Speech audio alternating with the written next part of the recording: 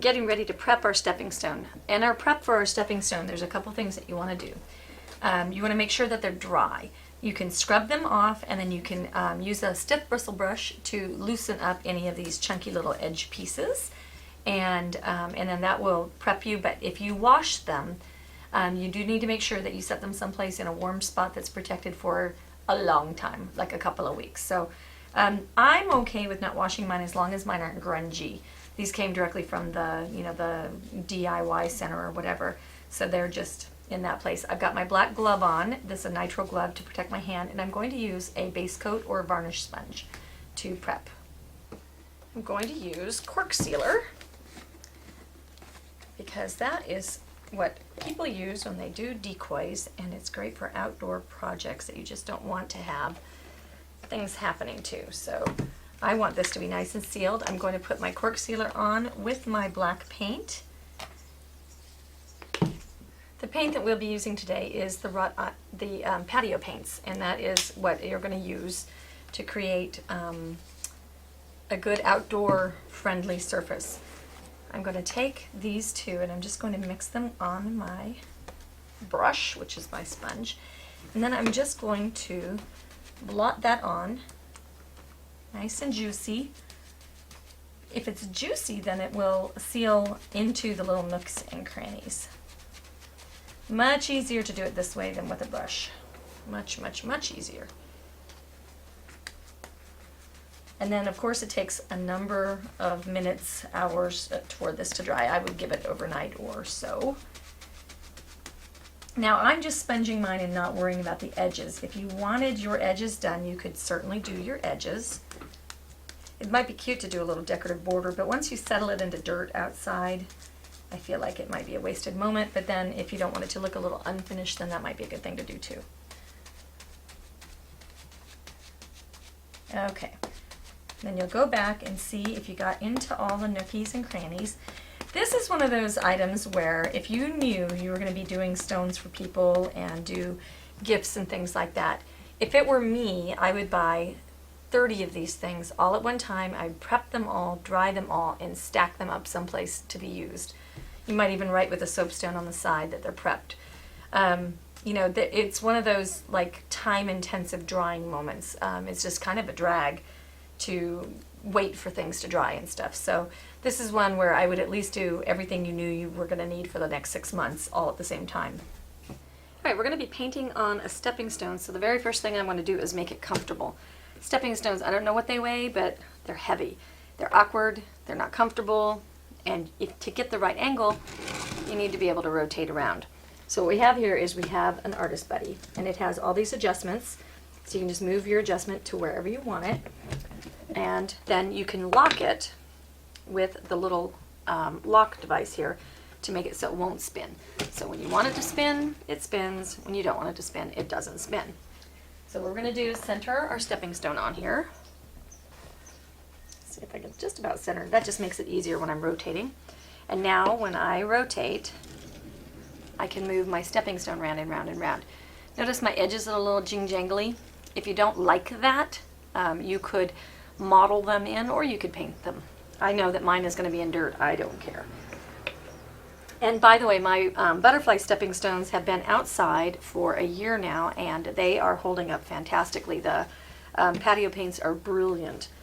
So we're going to put some hydrangeas on here. I was inspired by some beautiful hydrangeas.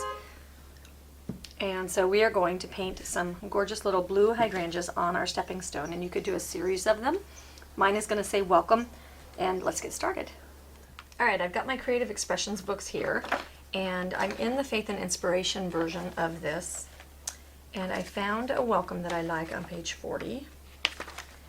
These are pre-punched and ready to go into your binder. Okay, I'm going to use this welcome without family and friends on it, and I want to enlarge it to the size I need. We have lots of different kinds. We have winter edition with winter words. All of the styled, so these are books of styled words. So basically if you paint for craft shows or you paint and do cards or whatever you need to have sayings, we've themed them and then have professional graphic designers style the words. Then they save them on a disc, as PDFs and JPEGs, and so then you can look through the book and get inspired, put this in your computer, and then print the word out in whatever size you want to have it printed, whatever size you want it printed out in. These come in these cases, so they go in your binder with your book. And you know, we've got Halloween, and we've got winter, and we've got wine, and faith and inspiration, and we've got our clock faces and our clock face embellishments, and we're working on divas. If we ever get it done, I'll let you know. Anyway, so I'm going to do the one on page 40, and what I need to do is I need to look at my stepping stone. I need to decide how big I'm going to want that welcome word, and I think probably about that big. And so what I'll do is I'll measure my spot, and maybe about 5 inches. I'm going to off-center it just a little bit, just for giggles. And then we'll take our sizing dial, and we need to know what size we start with. So let me go to page 40. And my welcome word is currently 4 inches long, so I need it 5 inches long. So take our sizing dial, and this is, let's see, original size. I always get lost because the words are around the outside. But it says size of original on here, and it says reproduction size here. So I know I want it 5 inches. So I'll mark 5 inches is what I want. And then I know it is 4 inches. So I'll just line the two of those things up right there. And it comes out to 124% approximately. Okay, so I'm going to go and enlarge my design from the book or from the CD to 124%. And then I'll have my welcome word, whatever size I want. Okay, as I printed out my 124, you can see that that's that size. And I kind of was eyeballing this, and I thought maybe this was 224. I thought maybe I might want that bigger because it's a little bit unreadable down here. So I kind of did a little fudging to see where I ended up at. So here I wanted to show you how you're going to put a word on a round thing, because that's a hard thing to do. Okay, what you're going to do is trace your outline, and then you're going to fold, put it on white where we can see. You fold it in half, and then you'll fold it in half again.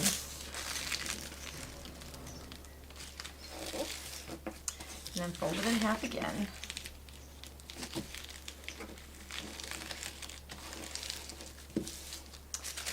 And then you're going to have a series of straight lines that you'll be able to put on your stepping stone.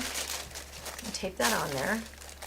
And now you can put your pattern on and make sure that you get it straight on the line. Okay? So I think I am going to use this big one. So I'm going to put it off center on maybe this line right here. And I want to make sure that all of my letters besides my W reach the fold. Okay, and I think, all right, I like that. I'm going to have weight there. If I put it down here, it's going to be way too centered, and it'll look like I mistakenly unbalanced it. I want it to look intentionally placed, not like an afterthought. So my friend Paula from years and years ago, she said, you always start with what you know. And if I know I want this welcome on here, then I want to start by placing it. When I'm designing something, I'll start with the thing that I know.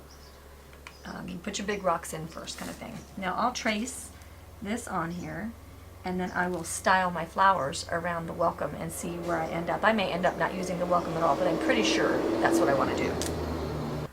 I've got my pattern designed, and now I'm going to tape this on here so that I can get all of my lines right. I'm going to put a hole right in the middle of the piece. Oh, keep it out of my... Get that lined up on there. And then what you do is you just tape right across the middle with some good tape, something that'll stick nicely. And then when you put your graphite down under here, you can just move it from side to side, and your pattern doesn't move the way it does if you just tape one piece at the top. I'm going to use the the triple thread. That's got white lead, that's got gray lead, and that's got the roller ball. This roller ball is going to go awesome over the bumpiness of this. And it's got an easy grip handle. So I'm going to use the roller ball, and that is how I'm going to trace this the rollerball being a little bit wider than a fine stylus, I'm not going to end up getting trapped in the little holes and the voids that are in a stepping stone. So that is going to help me get a smoother pattern. And let's see what else. And then when I do my hydrangeas, I'm just going to do the ball outside edge of the hydrangea. Okay, I don't want to worry about having every little petal and leaf because this should be, I tend to paint a loose hydrangea. All right, I'm going to use a workhorse flat, and the reason for that decision is I've got some flats that have a really fine fiber head on them. And what that does is if I use them on this rough surface, it is going to trash my brush. The workhorse flat floats beautifully, I mean absolutely beautifully. There are the other, I'm trying to think of what the names of them are.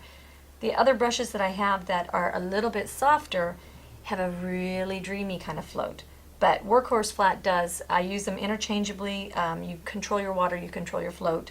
But in this case, I don't want to trash my brush. So I'm going to use the workhorse, and I'm going to use Sprout Green in the patio paints. Patio paints rock, and let me share real quick, because that's what Toll TV is all about, right, is sharing.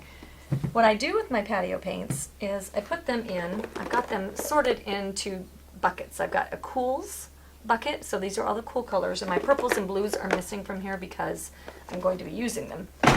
And then I have a warm bucket.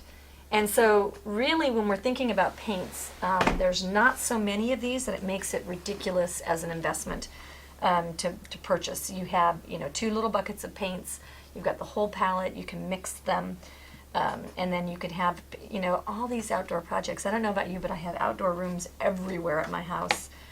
In the front, in the back, flower pots painting, benches, birdhouses, all that kind of stuff.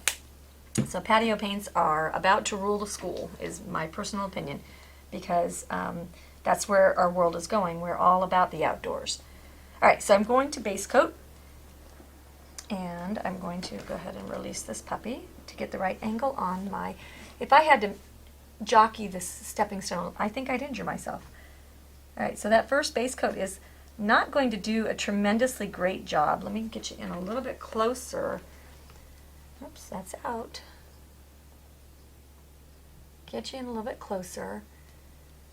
And I'm going to save myself some time here. I'm going to base coat and make the leaf detail at the same time. So I'm just pulling that edge out with the edge of my brush. See how well that covers?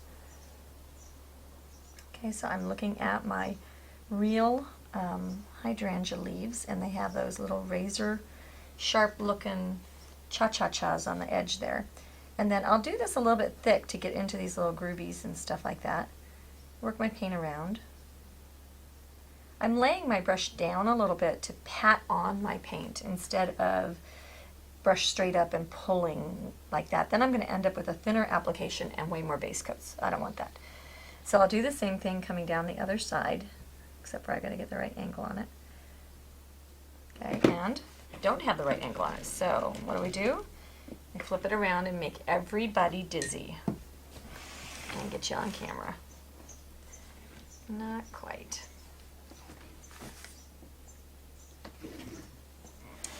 Okay. And run my napkin straight into my paint. Good job. Okay, so we'll go up this way. So see what the difference is in how you pull your paint. I was making big fat marks over here. And if I needed to clean up my big fat marks, then what I could do is just simply base it back in black. Okay, so we're going to do all the leaves the same color. We may tint them later. Make sure you give yourself some drying time. This will take a little bit longer to dry. You can hit the blow dryers. Now this one right here is a leaf that's on top of a leaf. Well, that's not going to show very well. So let's go ahead, while we know that that's going to be shadowed, and this is base coating so stinking well, let's go ahead and base it shadowed. Let's take that step right now, and okay, and this is pine green brush mix. I'm just going to go right into the groovies and cracks down here where this stuff is going to end.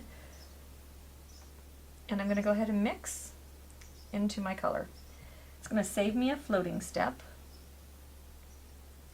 And when I base coat this the lighter color and make those little cha-cha-chas, then I'm not going to have to worry about them showing, and that's the best time to base them, is when I'm base coating. So now to blend nicely, I'm just going to come over here and just really just smooth into my paints. Okay, and it would be better if I did not have a flat brush in this case, but I think that that's okay. So see, let me wipe out.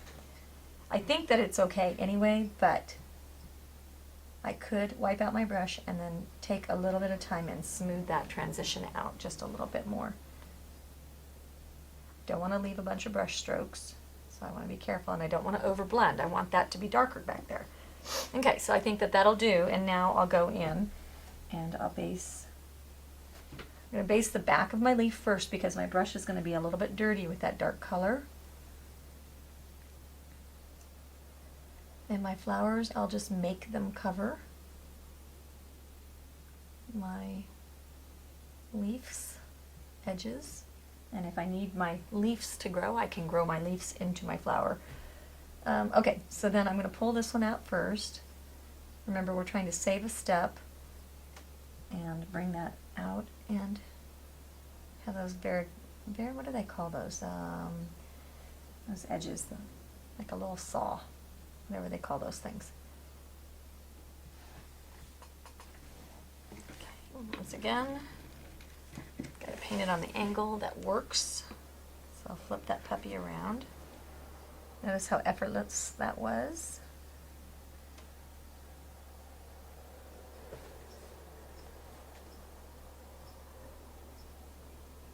And is my evil plan working? And I think it is. So I can see my variegation. What is that called? Ugh, drive me crazy. Okay, I can see the little sawtooth leaf thing. Somebody email it to me. Okay, I'll have like 200 emails. So now we can see that one, and then we'll do the same thing with any leaf that's overlapping. We'll just make sure that we put that one on top, and then we do the leaf effect into it with the dark underneath. All right, next what I have is I have my, what color? Cobalt blue, which is the light blue, and the Tango blue, which is the dark blue.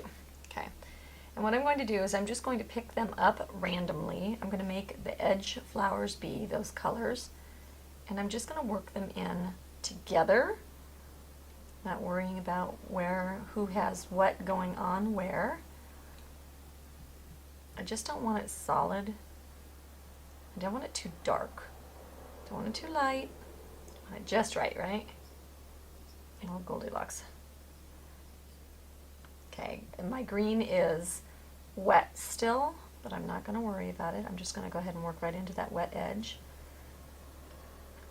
And then I'm going to want to pop out some hydrangea-y blobs-ish. We don't want, hydrangeas definitely are not completely normal. They're not, you know, flat and stuff. I'm going to take that paint right to my edge. Oops, I missed a leaf. So see how this is roughing up my brush a little bit, okay?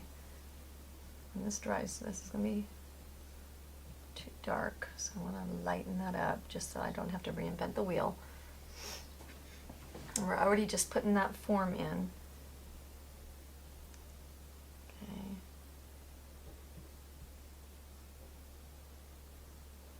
Awesome. And then I'll come down here. I'm going to get into some purples as well. So let's go ahead and put our purples out on our palette. I'm going to put pansy purple out. And maybe petunia. There's not a good middle color here. This is going to be too light, so I'm going to have to really use it sparingly. Okay, so now I'm going to pick up Diox, or not, Diox would be the conversion color, pansy purple, and I think we'll bring that into the middle, and we'll do one half of it in the blue, maybe the back bottom half here, in the blue, and then the top part in the purple.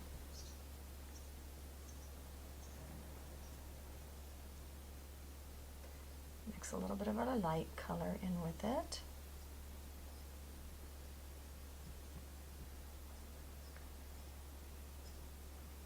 Okay, and then we'll go into our purple. Notice I'm going back and forth, dirty brush. That purple is drying almost pure black. I'll wipe out my brush when I stop losing control over my colors.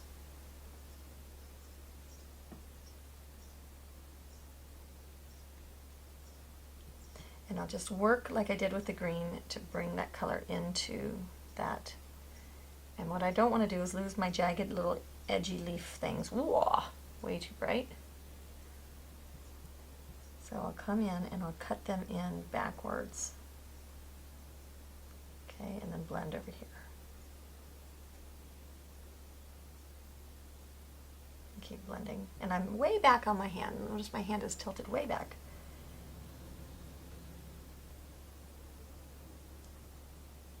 Okay, we'll just get it so that it's kind of got a soft little something, something, something going on, and we won't worry about it too much. Okay, then down over here, let's go with straight blues with a kiss of purple on the edge. Okay, get that right on the edge of that stone.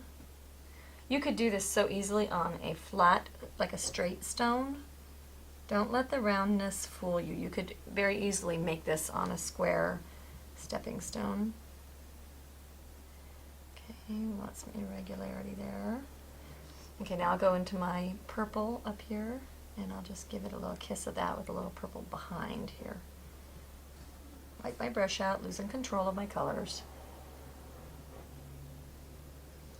Really, really, really far back on my brush. Really, really, really leaning my brush down flat almost.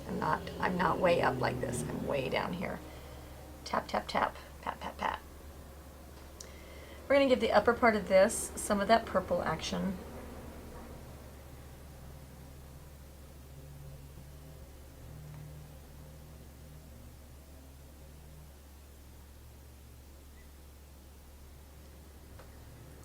Blend. I love to paint flowers. Okay, and just keep blending, and now about halfway we transition into the dark blue. Just going to smear that around.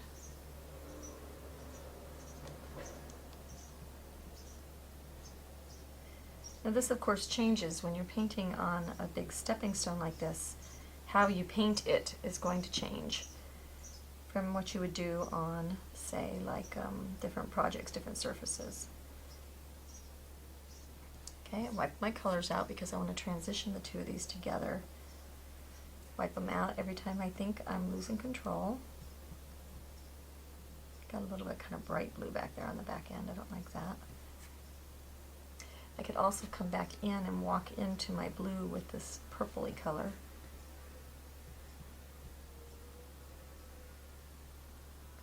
Doesn't get much looser than this. Okay, now we have a good little highlight up next to our dark on our other hydrangea. We have another flower here. Let's make him just be a blue boy. Go around our purple into our leaf.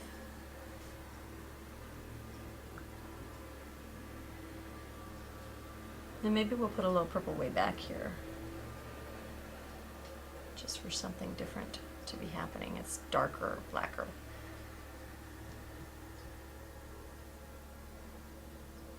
Okay, so he's down there. He's kind of dark. Oof. Okay.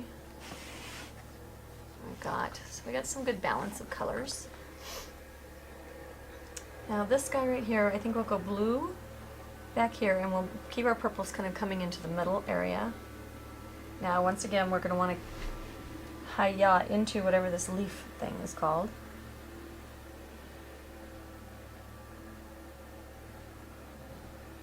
And so we'll need the right angle. Somewhat, because there's a black background, you won't have to worry about it awfully much. Because if I missed a couple spots, this dark blue is going to dry down so dark.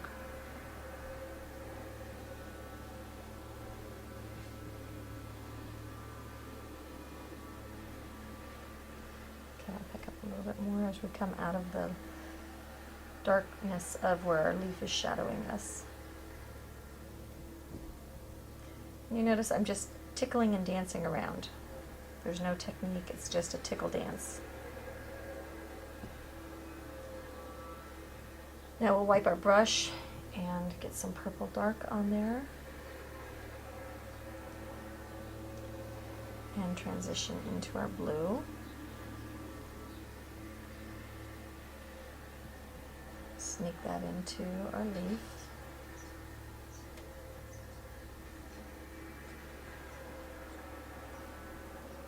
And then we'll pick up some of the light purple, wipe our brush.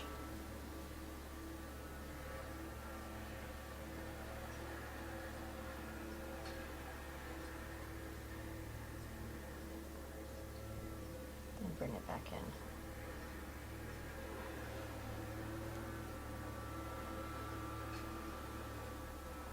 Okay, and I think we'll go up here to these guys right up here, and we'll give them just a little kiss to the inside as well.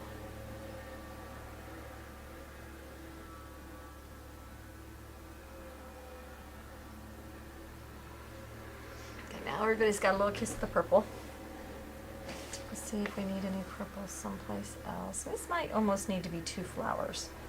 Let's fix that by giving this a highlight next to this one, and we'll give this some shade.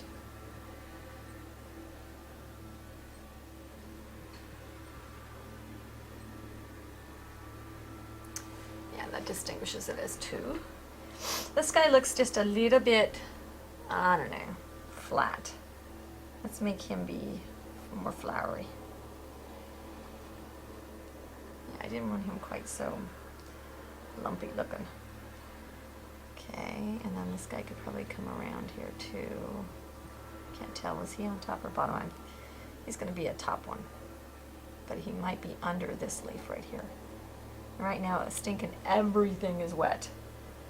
So I'll give a little kiss of another little bunch of a flower coming out here.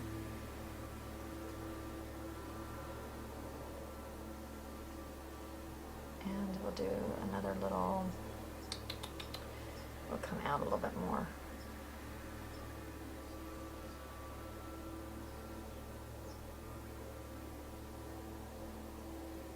Sneak some colors in here and there, like there's flowers going on and happening behind. I'm going to leave this real dark and real kind of splotchy. Whoops, you couldn't see that at all. So our sneaking colors are going to be just really almost like a dry brush of a little something going on. Like there's another flower we can just barely see. Okay, and they're just going to be kisses of little colors. I'll put this in between here. And maybe blue. That's strong. Okay, I don't want to have them take over the entire world, which is I think where we're going. But we'll tuck a little bit back over here too. All right. And now we dry for 100 years. Okay, I could trace my pattern on, but I'm going to go ahead and just click my white ceramic lead here, and I'm going to sketch. My flowers are still a little tacky. This comes off with water, spit, erasers. So it's a good removable.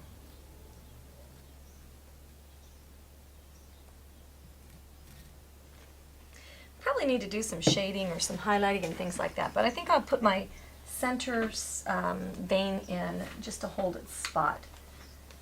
I'm going to get my Raphael brush out because I want a thick, thin, thick kind of look. Okay, and we'll go ahead and get out, and I think citrus green is going to be too bright.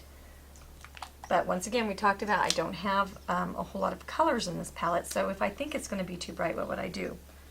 I would mix it with a little bit of my medium green, the sprout green, so citrus green and sprout green. And I think for these purposes, I'm going to go ahead and put some water down, and I'm going to brush mix with a little bit of water in it. Be careful not to use very much water. I believe the rules say don't use water, but I'm going to use water anyway. Just not a lot. I want to pull out in the middle. I want water so it'll go in those cracks. I'll go back and add them where they fill in the voids. Okay, and then we'll pull out these side stem things. And I believe, as I'm looking at these are staggered. So don't make them be even like fish scales. They're not actually even. Okay.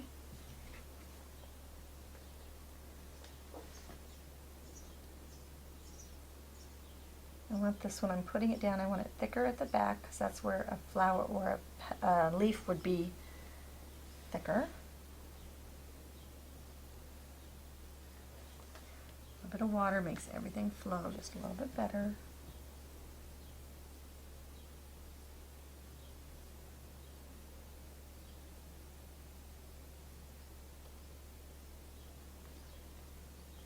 And we'll just proceed like that on all the leaves.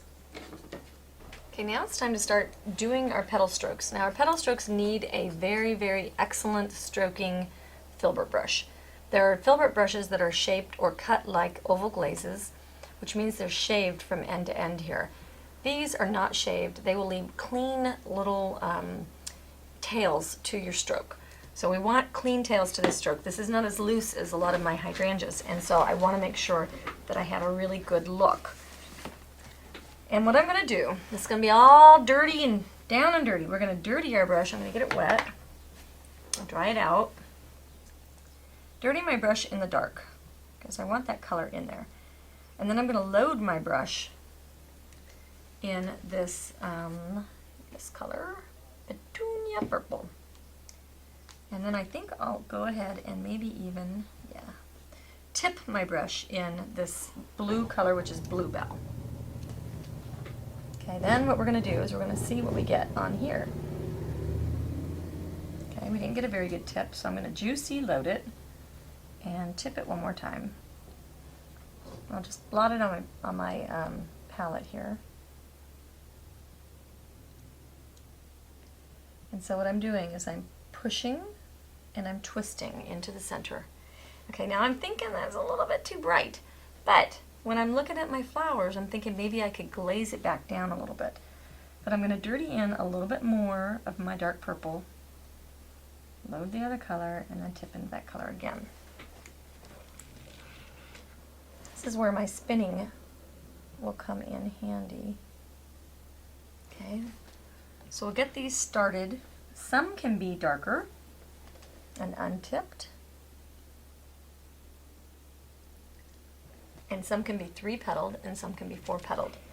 Our biggest thing that we're going to want is to have, and then I'm going to fade some, if you watch me on my palette here, some are going to be blue and purple together. We will have something coming out of there. There's a little bit of a petally thing going on.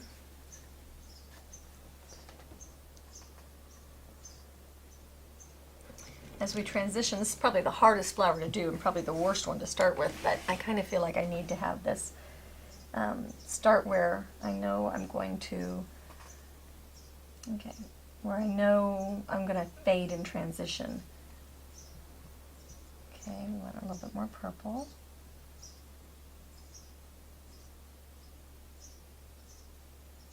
And you can just plop in little pretend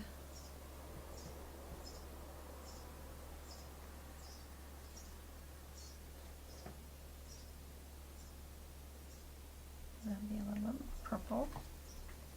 Okay, and then we'll fade down to the blue. Now I'm in blue only, tipping into that light blue.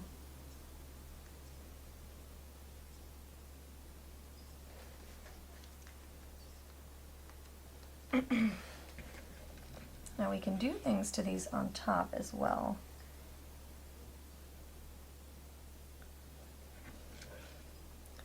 You can reach out and give a little bit more rough texture to that outer edge. We can do dark blue and dark blue together, the two darker. We can tip in the light. Ideally, we're going to want our lighter right here kind of in the middle or up to the top here, and that's probably more accurate, so I'll go over that.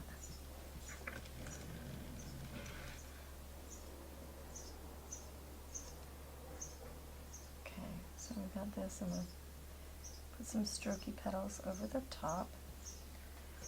Okay, so now we have little petals that are making our strokes up. We're going to do some stuff on top, so never fear, we're not done yet.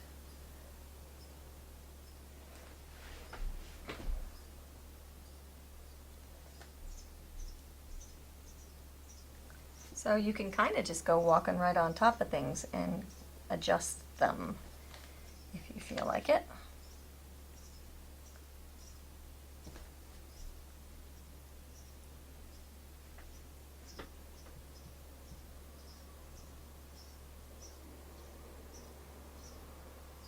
Okay, I think that's looking hydrangea-y. So now we'll go in and work on this little guy over here. So come over here, dirty brush the whole time, and this upper echelon is where we're going to put our kind of top center little guy, and then from there we're going to back down. Maybe mix it a little bit. These are going to be the petals that stick out. And then we back down into a little bit lighter.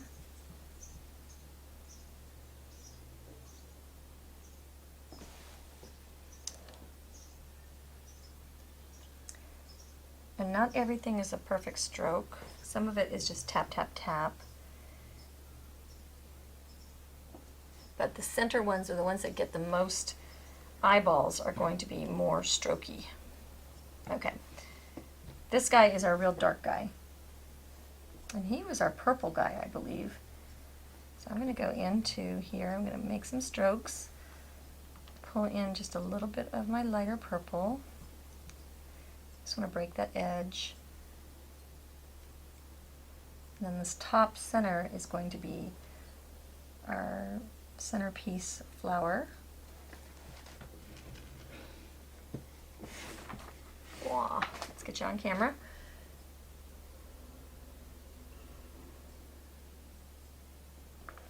So I'm tapping just a little bit more now.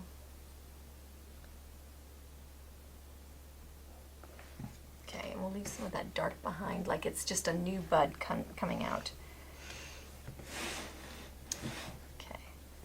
Telling a story here. I'm trying to make my colors with my purples kind of flow into each other.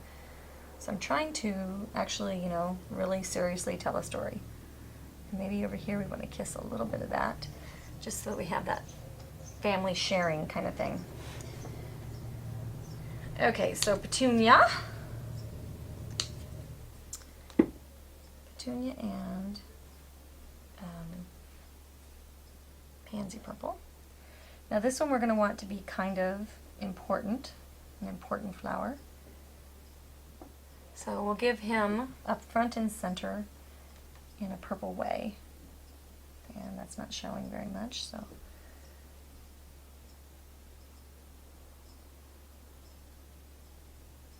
Like that's just kind of the top middle. As we get down into moving into blue, and we'll give those kind of some top middle flowers. And as we get to the edges, we'll mix into a little bit of the darker colors. And a little brighter.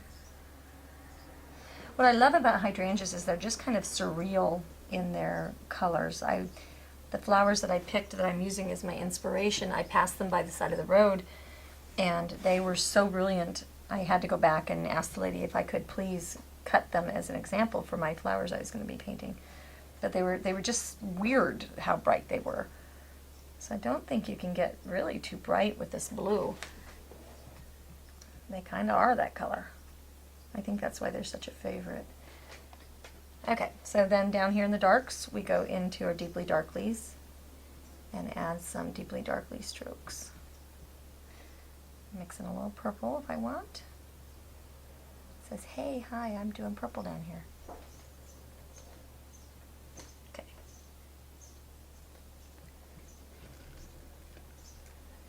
Yeah, I'm liking that. And then this guy over here can have just a couple little, I'm a little something hiding in the corner here strokes. And that's not a hiding in the corner kind of thing.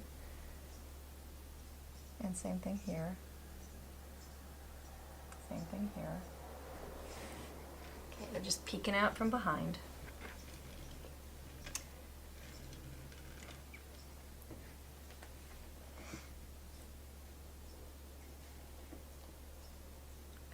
Okay, we're into the lightest blue and the middle blue. Dark blue with middle blue and some more light. Can't get too light over here to the edges because then it will be distracting.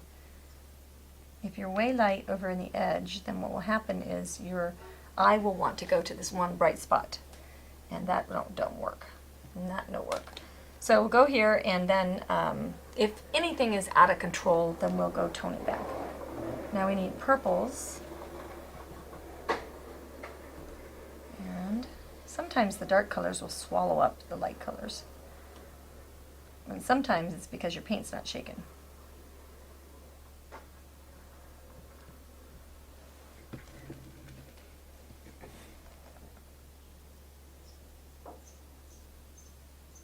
Okay, that one kind of got all vanilla. I don't care for that one very much. Okay, we'll take this dirty brush and we'll give ourselves some strokes up here. Some hints of strokes. Go into our blues, put more of the light blue. These can be smaller and more delicate because they're maybe secondary, maybe they're floating from above, you know. Okay, this is going to be bright blue, and we'll switch into a bright bluey purple.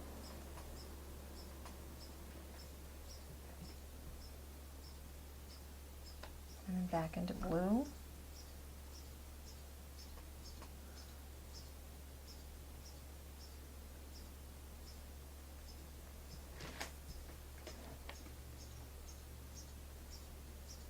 And some extra little strokey poos. And a little bit of something, something, something going on there. Okay. So now we spin it and we look for balance. Like the very first thing that I see is this great big mambo, don't ever start in the middle of your piece flower. So I'm going to go and back him down just a little bit and bring him into our color family. Like he's in there, but he's screaming from the middle. And that's not enough. Nope, we want him. I'm going to have to wait till he dries. And sometimes maybe he's just because he's lonely sitting there, but I think that's better. I think that just toned his little tail down just a little bit. And maybe just a couple of little purples. Okay, and we got more stuff to do.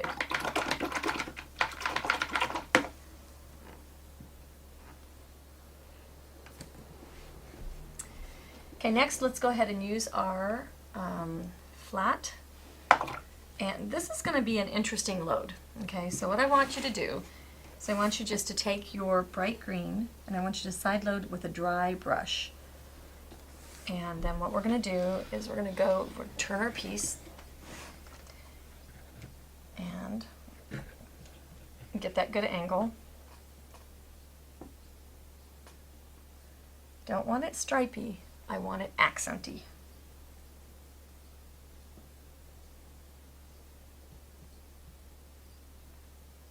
Okay, we'll walk it in just a little bit. Now that we're kind of dry, this will be easier to do.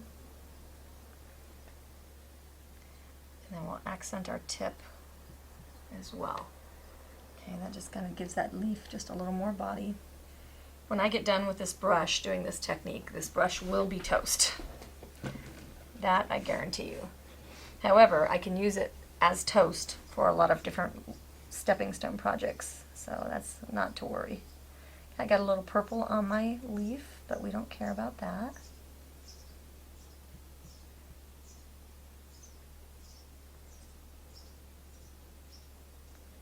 Just walk it down, choppy chop, chop, chop, into our leaf.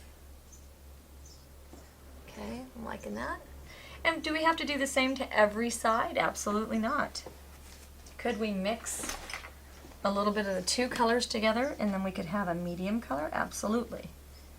So half and half, see if we like it, see if it shows up. Maybe the dark green will swallow that electric kind of green, so maybe 2 to 1. And then we end up with medium. It's all about just looking. I'm using the gray palette because, and this is very important for those of you who don't think you like to mix paint, one day you will. The gray palette though is giving me clear colors. It's not on white, it's not on black. I know what color I'm mixing because it's on a neutral background. That's what's most important about using a gray palette. When you're on a white palette, things can seem like they're not as bright as they are. On a gray palette, I'm going to get the middle. Okay, so I've mixed my color. I'm going to flip all the way around here, get my palette out of the way.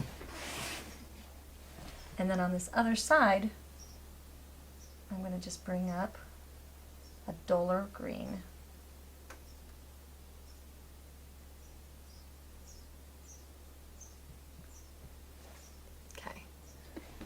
And a different shape in our green, right? So I can come here and maybe even come here and come down the side of that leaf and give it that highlight. Kind of, I'm floating without water because I'm pity-patting. And just putting the paint down and blending. Stepping stones are so much more different to paint on than wood projects. They're just completely different beasts. They don't act the same. So you change your rules a little. Look at how that looks like a folded leaf now.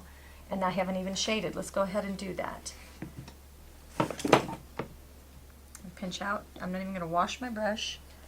I'm going to go dirty brush right into my pine green. I wish my pine green was bluer. I could mix a little blue in. I think I'm going to leave it. No, I think I'm not going to leave it. I'm being a chicken butt, aren't I? Okay, so we're going to go in here and I'm going to mix the two of these. I've got to mix it on my palette, on the flat. Yeah, that's giving me just a more, I don't know, a more something something green, a bluer green, going with my family here. Bringing it on the chisel. It's going to help carry my color around. Bring it out. When I'm blending that, it doesn't even move. Like it's almost like I'm painting with dry paint. Okay, I'm going to go ahead and give this just a little bit here. Bring it down in. It's almost got a phthalo blue look. Okay. So we need to tuck these leaves down in, and I could bring my green back over on top if I mess that up. This one, I've not been happy with the color I achieved down here, so I'm going to go in with this doctored blue, or doctored green, sorry. And I'm going right on top of my veins, and guess what that's doing? It's just shading them down in. It's perfect. Okay, then I'm going to chisel down and chisel wide. And then once again, we're getting that folded, variegated leaf look. Same thing over here. This is going to be the dark side of the leaf. I'm just going to give it a lot of dark over here. It's just dark. Okay. That just makes my leaf green not be so much over there on the edge. I don't want that over on the edge causing problems for me. So I'll just go around that, bring it around like it's been shaded or whatever. And then I'll come back to that and I'll highlight next to that vein. Okay, I'm dirty brush. Look at my blend here. So like, I know this will freak some of you guys out. Look at my blend. When I do this on my palette, it is color all the way across, but it's not translating into that because it's this choppy, choppy, tickle thing as long as that side's somewhat clean, it's not mattering.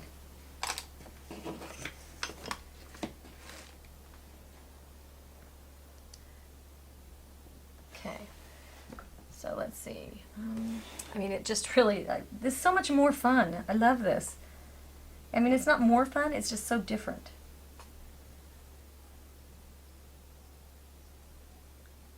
Okay, and then where do we want to make our dark over here? Well, we probably want it to be on the side to bring the eye up the middle. And then we'll bring that out. Okay. Same thing here, we're going to accentuate those chisel things. And bring that up the middle. And down, tuck in behind things. The more you can make things look like they're tucked in behind, the deeper and more depth that you'll get in your painting. And so we'll make that whole side be the dark side. Okay, so we're starting to get a little movement there, a little bit of shape and form. And what do I need up here but one more little leaf? I just need something. We got to keep things in balance, right? So I've got 3 here, but I really feel like I could really use one more little leafy tucked out here. Just that hint of color. I don't even need to give it detail, really. And now I'm liking that much better. Okay, so I'll wipe my brush out since I just got medium in it. Go back and load some of that bluey color. And then go shade some more. And then this one, because it's up front and center, I'm going to make that side be the dark side.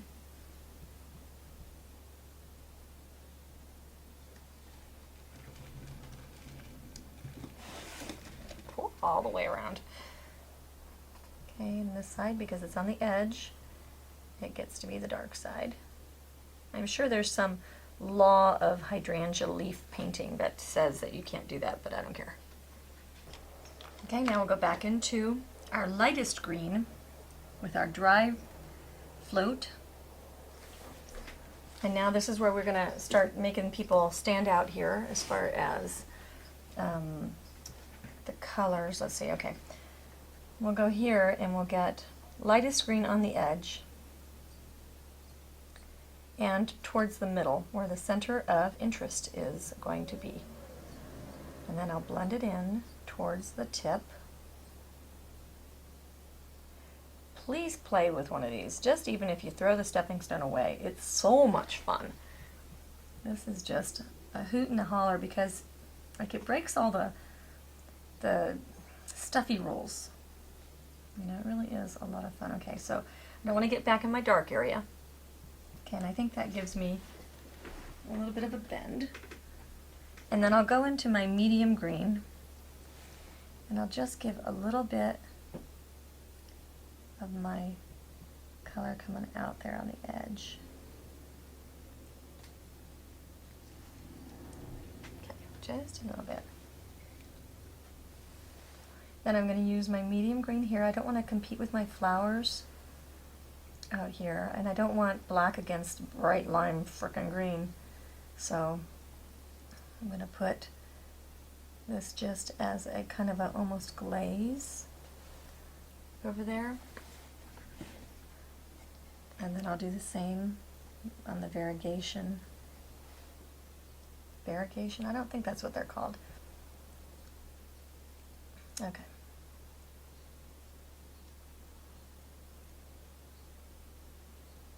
Oh, I'll have to cut me some slack. Okay, do I like that? Okay, I think I can like that. Now we're going to go here. This one's on top. I'm going to make this brighter, so I'm going to go ahead and get into a little bit of the light green. Because he's on top, and he's got to look like he's on top, otherwise we're not going to have form. Don't have to have it go all the way down, though. And then we'll just give it a little bit of a fade in. Tickle, tickle, very soft pressure. Okay. Same thing here. Let's turn him upside down so I can pull out.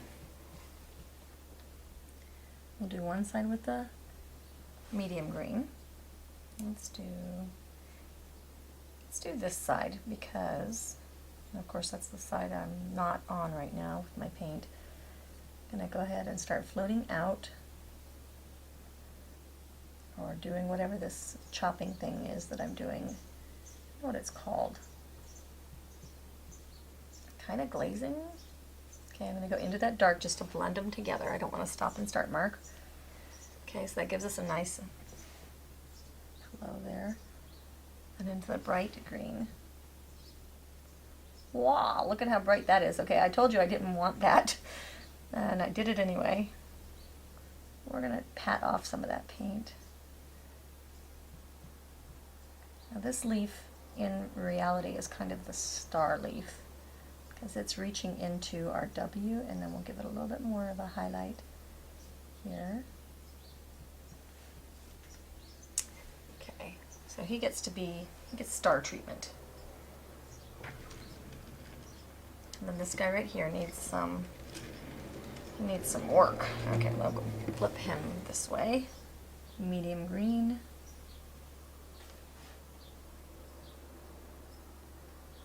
And against that black, that's going to show nicely, and then start blending it back in, leading with my clean edge coming into the dark, going right over to the veins. This guy could use maybe just a little bit more blending. I don't like where he's settled down. Okay, top ones. I cannot rave enough, and I've had so many people thank me for showing them how to use this Lazy Susan. The Lazy Susan that we have is, I know that there's others on the market, what we have done is we've increased the size of them so that they are more, they can handle bigger loads and things like that, because I'm all about making a tool do as much as it humanly can. Okay, I'm middle green, sorry. Infomercial. Okay, middle green, cutting into this top leaf, bringing it back down. Give him a little bit of a choppy thing, finishing out just a little bit on the edge. And this guy right over here, I think he faded down or something. I don't like what happened to him after we stopped messing with him. Okay, maybe he can have a little bit extra star treatment. And now fade and blend, not too much into my dark. I feel like he just lost it there. Maybe not so much on the end. Okay. You can go back and keep playing with these until you think you got it right. You overplay, base coat it out, do it again. Okay, see how he took over? Now he's bigger and brighter than the flower. Now the flower's not done yet, but I want to be real careful of that. If I get any leaves arguing with my flowers, and I have not done my job right. Because the leaves are not the show. The leaves are secondary to the flowers. So if you get runaway leaves, knock them back, put them in their place. All right. So then our job is to look at this and squint and see who's taken over. I immediately see that this leaf over here is kind of getting dominant. I'm just going to load my whole flat brush into my middle green, and I'm going to come over here to the far side, and I'm going to knock him down. Maybe even my dark green. My goodness. Just a little bit on my brush. Bring him down a little bit. Okay, he's not screaming anymore. And what we could do is we could go into, where's my little brush?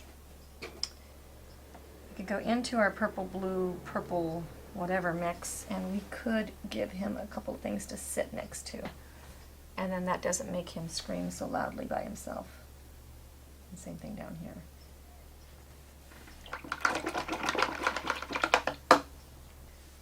If you want something to dominate, you either make it brighter, darker, like you do something different to stand out at a party. What are you going to do? You're either going to be loud, obnoxious, prettier, taller. Something's going to be unique about you. So in this case, if we want something, we can make it busier. So the more I want my leaves to stand out, then the more details I'll give them. So I don't know that I really want them to stand out so much as I want them a little bit detailed. All right, so let's go ahead and try doing a few details. I'm going to put a little water in my brush for flow, and I've got sweet pea on my brush right now.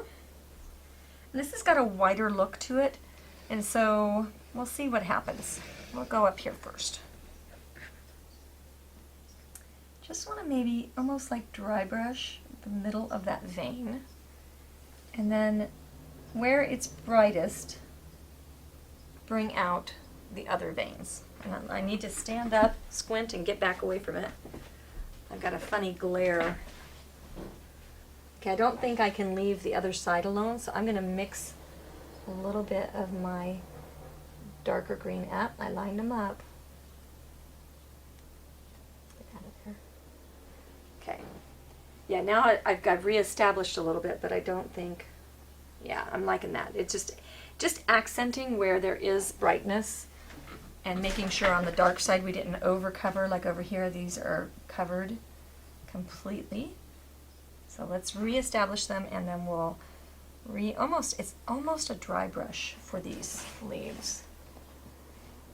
I was pretending I could see without glasses for a minute. Only, like, not everywhere. Like, see how I just hit that one right in the middle of the leaf? Okay, same thing here. Let's go down. Pull it over. Not in that dark.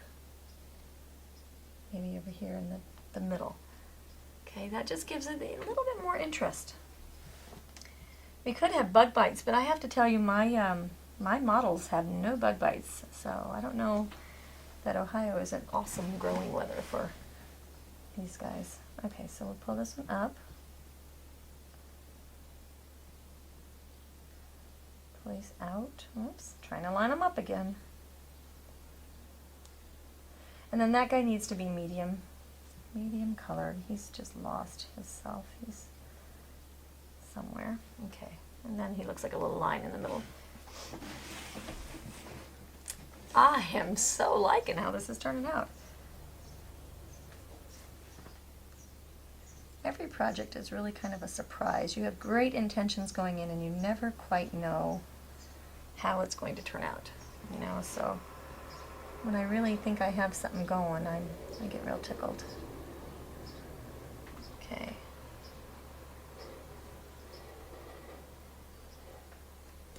Right, I think we have enough leaf detail.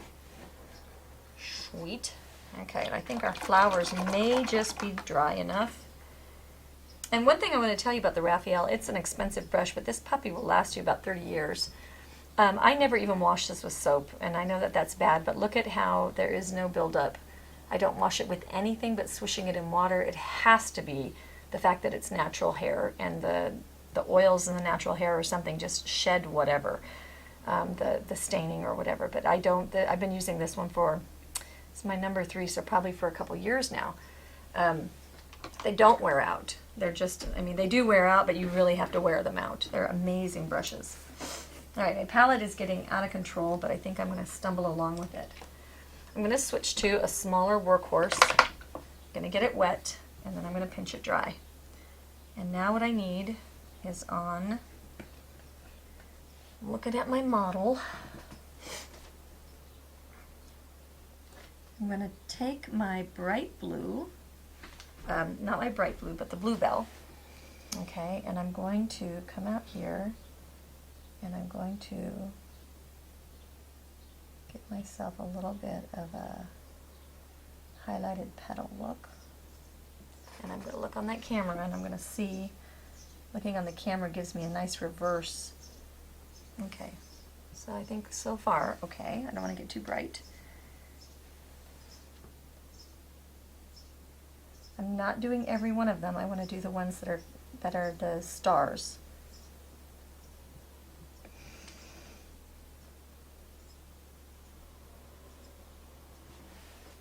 Okay, looking on camera, see if I've got it going. And this is just that dry floating that I was talking about. pulling it in, I'm walking it in. Notice it's chop, chop, chop. Chop, chop, chop, chop, chop to the middle.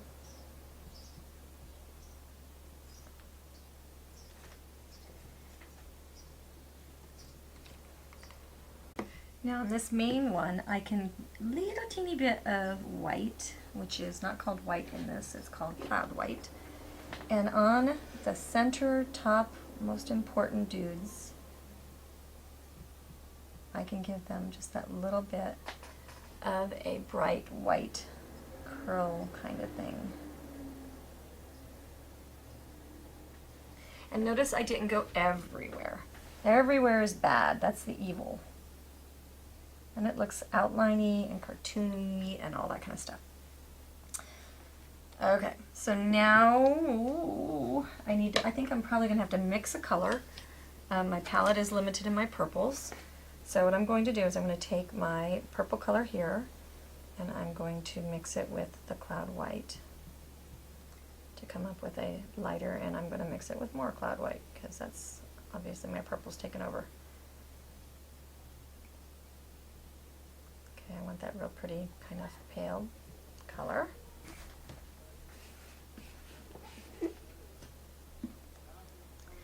And I'll put out a little bit more cloud white.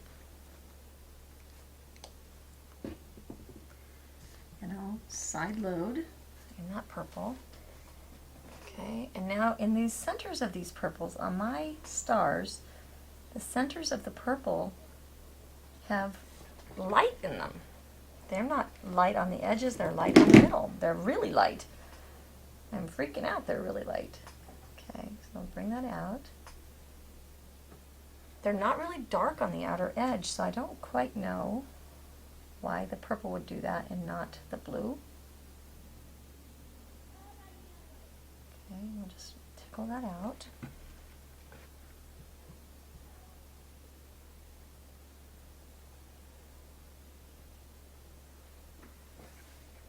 Okay, so now that purple is really taken over right up there, right? But by the time we end up with a balance of lights and darks, then if we do our job right, it won't be forever taking over. I'm chiseling in and I'm chiseling out. Shape following, and then I'm tickling this middle. And then fingerprinting when I need to.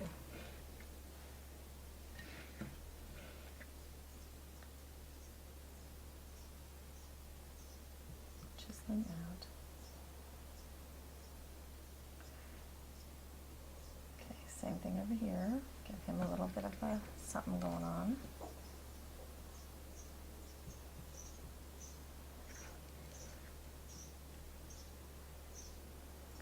He's got some kind of really light greenish weird thing going on in the middle.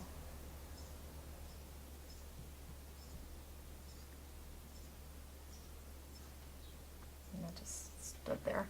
Okay, I'm liking that. Now we're going to come over and pick up on this area down here. So we've got to transition. We can't have it be from one to the other. Alright, so I'm going to continue with the ones that I've made purple. Now, if yours aren't in the same position, notice I just went and blotted my brush. The reason I did that is because I'm in a darker spot, and what's happening is my light is much lighter because I'm on, they call that simultaneous contrast.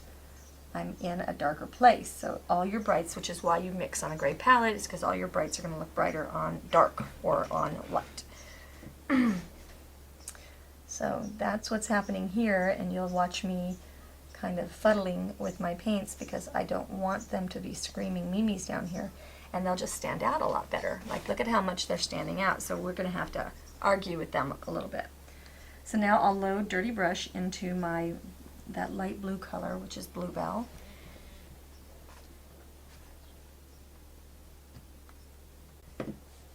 Okay, we'll load into Bluebell. And now we're going to highlight the outer edges of the blue. Now that's probably gonna, I'm looking at that going, blah! That's gonna get too bright, too quick. So I'm gonna mix, and I'm probably gonna have to make a puddle of it, a medium highlight color. Okay, so that is gonna give us our more shapes, more forms over there, which is gonna help us balance out the bright that we were just talking about. So see how that's not screaming at me? That's better. Okay. And they don't have to all make sense. Like, we don't have to have perfectly formed little flower petals. To make them look like they're not all on top, I mean, like they're not all the ones, then we've got to have them be different sizes and shapes. So I'm just going to randomly highlight some to give that look of more petals and fluffiness. Must have fluffy flowers. Okay, back into my bluebell, and I'm going to come over here to where I have a little bit of a brighter situation. See how bluebell almost looks white over here? It's pretty darn bright. I'm going to deal with it. I'm going to leave it alone and see if I can't create a look that I want. And maybe we'll go into our light purple and kiss a couple of, oh, light purple doesn't look purple at all on a dark flower. It looks white. So maybe we can give it a little bit of a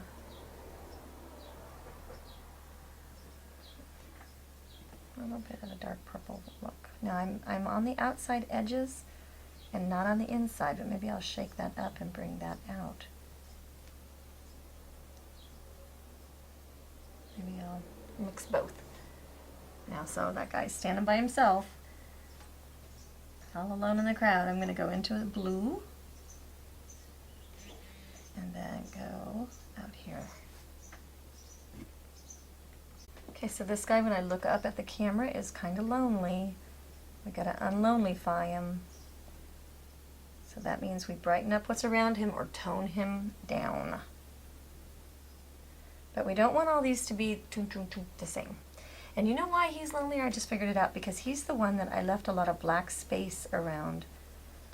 That's why he's a little lonely. Okay, we might glaze on him. We might take a glaze brush to him. Okay, so now we're over to these side ones. We'll get the purple in our brush. And we're back up in the highlight zone. And I'm back on the end of my flower petals. That's okay, I guess. Tap them down if they're out of control.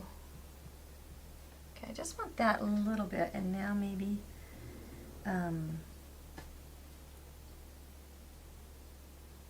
let's see where we get down here. Okay, now we make this one blue.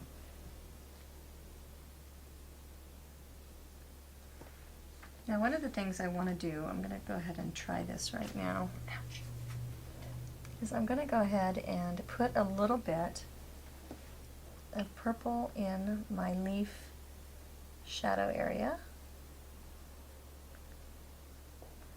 and see if that doesn't help carry my colors around. Okay, now we're moving up to the top. I'll go ahead and load in the middle purple. And I'm going to go ahead and highlight that V on these. See what that does for us. Load the bluebell, and we'll highlight some of these blue flowers up here. Let's give them a little bit more pop.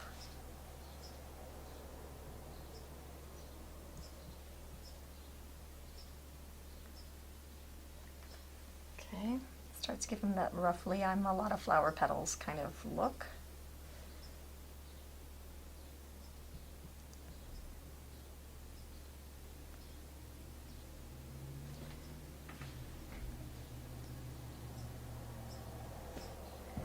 Maybe we can get a couple of these going here. A little bit of detail.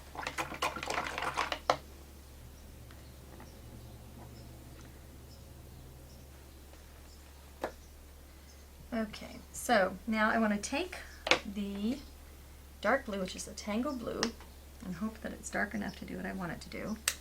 And we're going to load into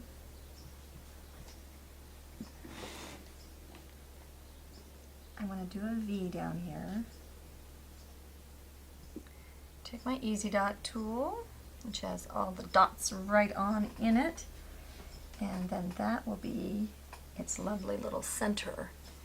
And if we get up close, we'll see how that looks. Okay. And wondering if we want it to be even. I think that'll probably do. So more shade to bring that deeply dark in. This color is transparent, so I think that's going to help us make it. I'm using the, oops, that's white. Okay, and then over here on the purple, why don't we go ahead and bring that blue in as well? And now maybe we'll go purple.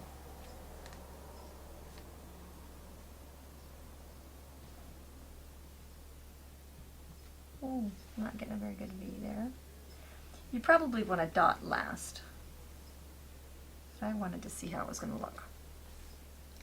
I'll go into my light color.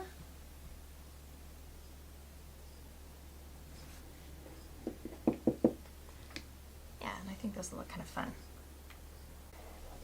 We'll shade here in the middle without trying to cover up our highlight. Get that kind of a little darker. And then we'll dot.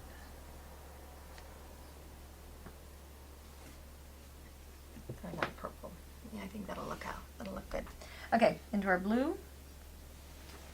Dirty brush. We have plenty of purple on it, no problem. Suck in those petals. Make them look like they're all coming together.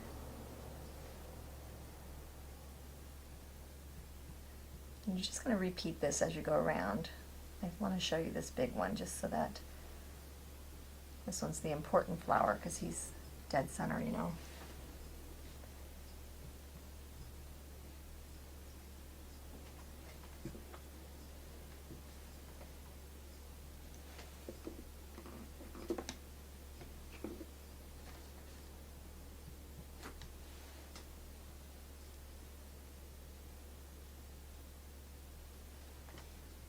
Okay, add our dots.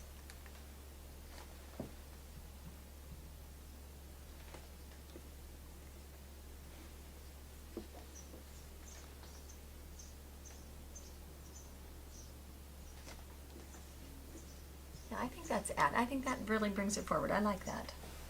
Good. All right, now it's time for some attitude. I have got Brilliant Sunshine Yellow, and I'm going to bring the stars of the stage in. Draw it down. Dry brush floating whatever thing I'm doing here. Okay, I want to make sure they're not screaming. And then I'm wondering about giving a little bit of kiss to some of these flowers. I don't know about doing it in yellow. That's what I'm not sure about. I don't think I like that. And that paint is on there, it's dried, and it's staying.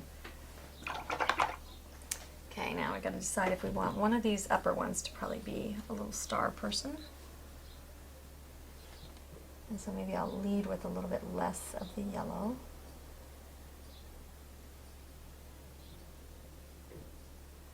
Okay, now what we could do to carry yellow in is we could take the number 1 dot on this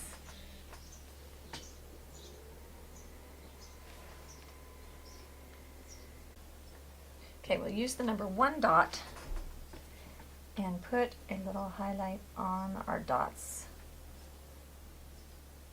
in the middle, just off to the side. And give them just a little bit more of a something something pop something thing.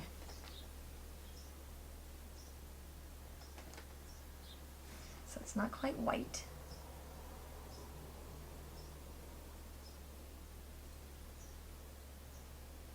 I think we're missing a dot over here. We're going to pretend like that's a flower. And then on these other bright spots, I think that gives it just a little bit more. Okay, now on these letters, I've been debating about these letters, but I think I know what I want to do. Alright, so what I think I want to do, and we're going to be able to tell really quick, is I'm going to use my Duraclear matte varnish, which is the exterior grade varnish. I don't want it super shiny, so I'm not using gloss, and I'm going to use the metal powders. And what we're going to do is we're just going to take out a scoop, and then we mix it. You don't want to breathe these, and it becomes molten gold. Isn't it beautiful?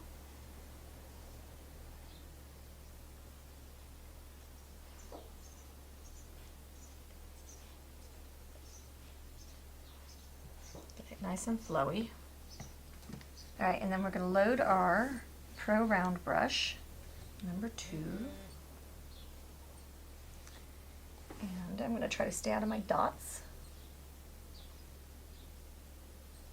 and make a fabulous little gold lettering.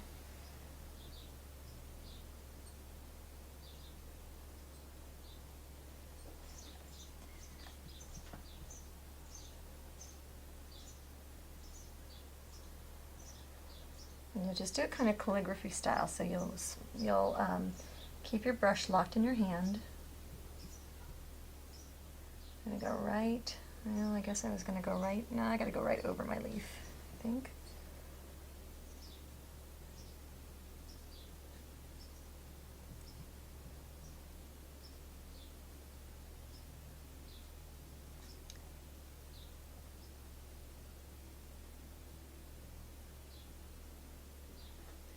Okay, yeah, I think that looks nice.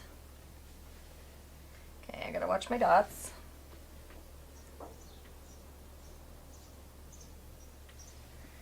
Fully load that brush, because going into all these little nookies and crannies. Watch my dots. You can wash your brush out if it starts getting a little uncooperative.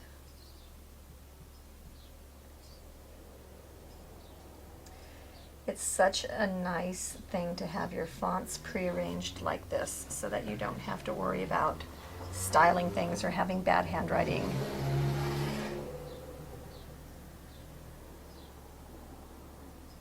I love these gold metals, these powders. You can mix them in any paint. You can mix them with shiny varnish, dull varnish. I mean, I don't know if you can see, I'm not getting a good angle on my shimmer, but this is gold, gold, gold, gorgeous.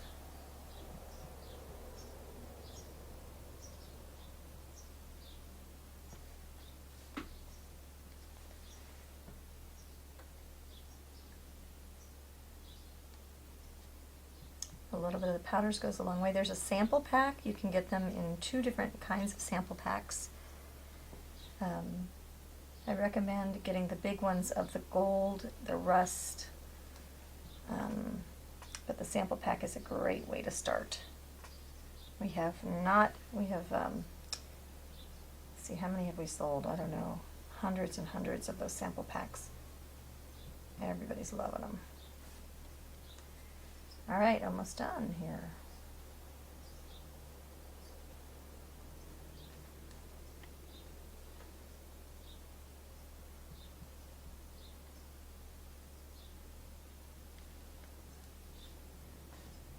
I almost wonder if we couldn't put this gold on. Well, maybe not. But I do think we could spatter with it. I wonder if we could trim it. That might be an interesting thought. Let's go up here and let's just give ourselves, lock our finger.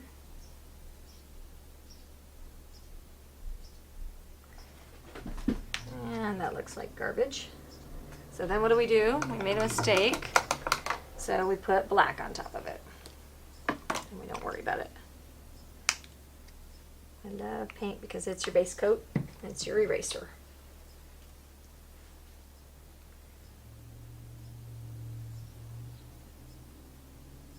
Okay. But I do think we could spatter. So I'm going to go into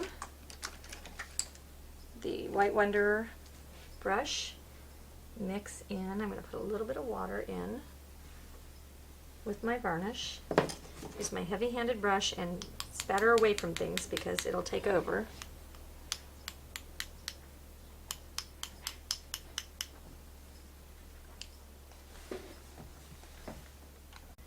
Okay, I got a little bit of spattering on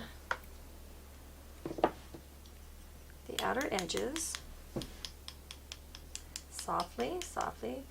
It'll just end up being just a little bit of a shimmer when it's outside, and you'll be like, ooh, what's that? Now I think we could also have a little bit of our, gosh, I think I'm liking it. Okay, balance-wise, let's take a look. I like the spattering here because it's connecting my dots. I think I'll put just a little bit more.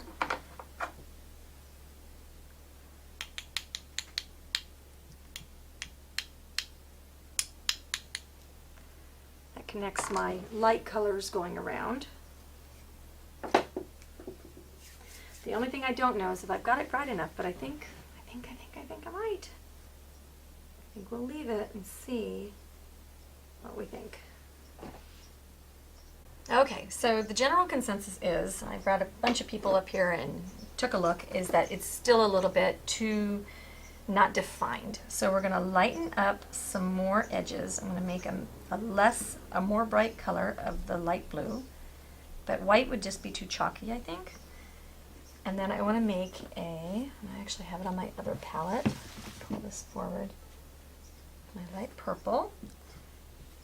And let's see, what else do we got? I think those will be the two colors I use. And we're going to tickle these in. And we're going to increase our flower contrast a little bit. Okay, so we'll bring that forward. And I think if we increase it quite a bit, what I can do is we can glaze it and have it be a little bit trompe-l'oeil looking. So I'll try this guy in the middle where you don't start, right? Always don't start with the one in the middle, and I'm bringing it way in. So really I'm taking out this step and I'm replacing it with, okay, so those are more, these are more. They're definitely getting brighter.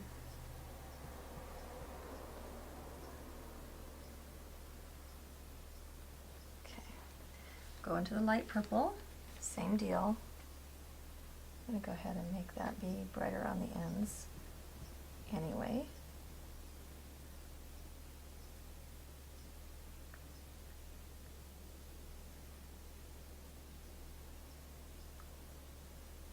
Get rid of my stupid yellow idea. Raw. Okay, so that definitely has more movement. And then we'll go here and we'll start bringing in more of that down here. The difference, I think, is me standing away from it a few feet. So do give yourself some distance. Allow yourself to back up, go look at it from afar. Now I'll show you what we're going to do here. So we've got this brighter, and I think it's probably about dry. Get my glaze brush. So I'm going to load into just a little bit of the purple. That is completely dry, the pansy purple.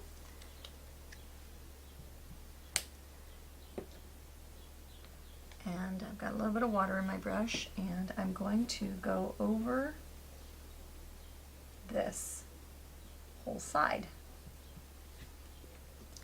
So while I beefed up the highlights, I'm really beefing up the highlights to knock them back just a little bit and create a more even kind of glaze. Okay.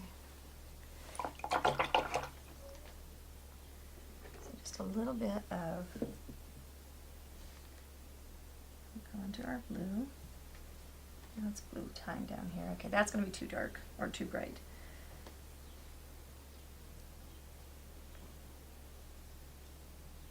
Give these that detail that we want. If they've got a dot on it, it can have a little bit more highlight.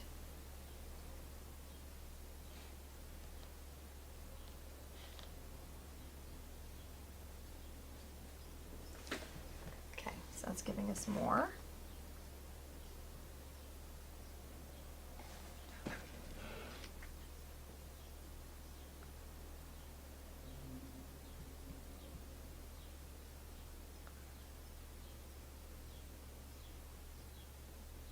And then we keep it out of this outer edge just a little bit. I think we can have a little bit there, but we don't want it everywhere.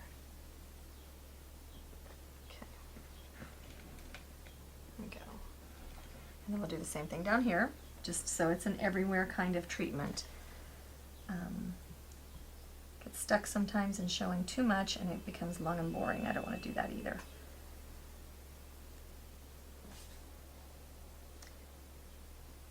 Okay, we're down in the dark, so we'll deeply darkly this.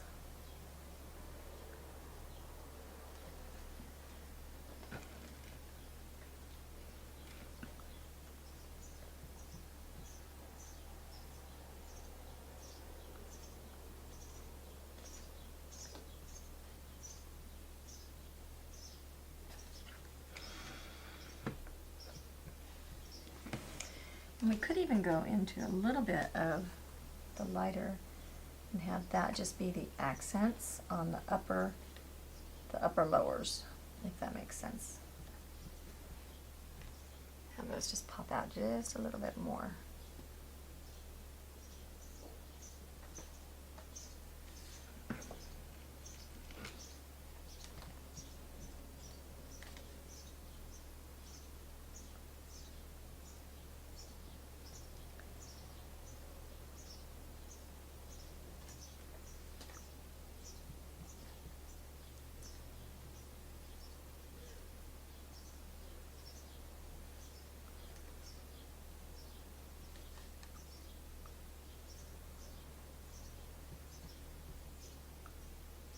Okay. And up at the top, call it a good day. Now the way we're going to finish this is we're going to give it a couple of coats of the matte Duraclear varnish. The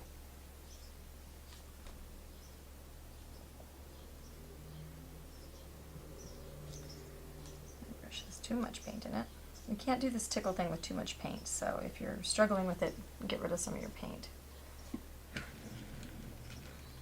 Alright, now I'm going to go into pure white. And that's going to be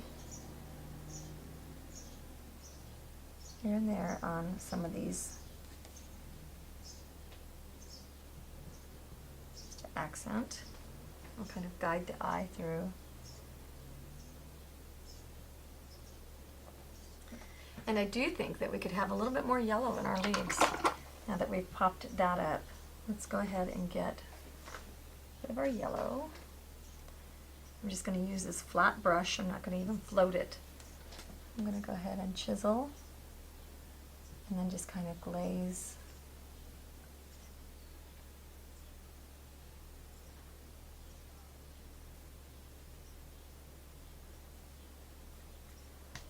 Okay, and glaze over here with that.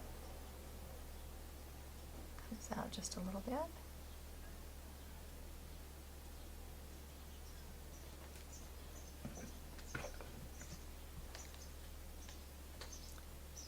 Same thing down here.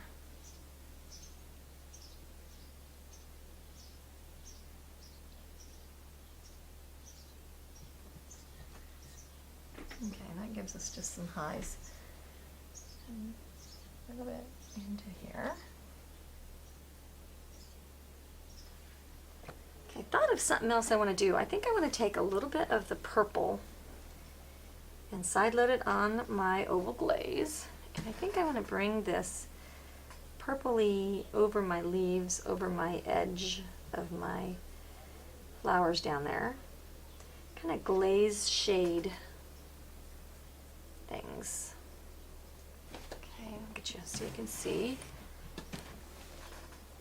I don't like the leaves being like crisp over there. And I'll shade that in. There.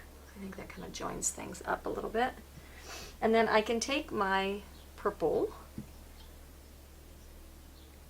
and really I could almost, and I don't know if I can get by with it or not that color. I could almost go in with a kiss of azalea, except for I think azalea needs to be shaken. And I don't know if this is going to be introducing the wrong thing at the wrong time, but let's see what we can do with this. So I'm going to go ahead and side load it, and then bring in just like a little kiss here and there of this pink color, which might just be a magical color.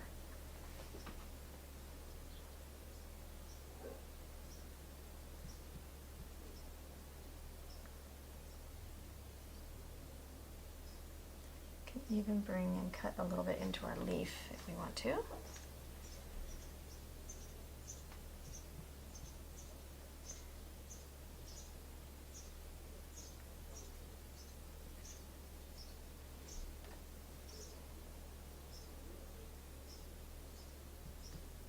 And when you put it on the dark blue, it looks darker. That's kind of cool.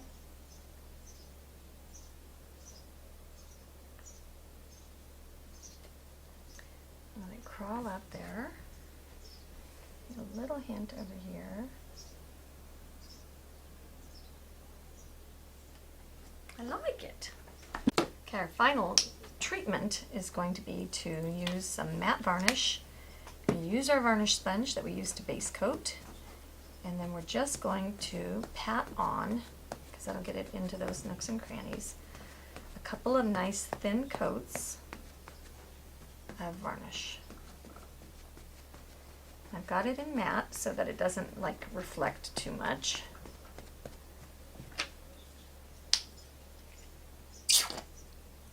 And it's time for a new bottle. Order an 8-ounce bottle because you'll use it all the time. 2 ounces fine, but 8 ounces better. Okay, when that dries, I'll give it another couple coats.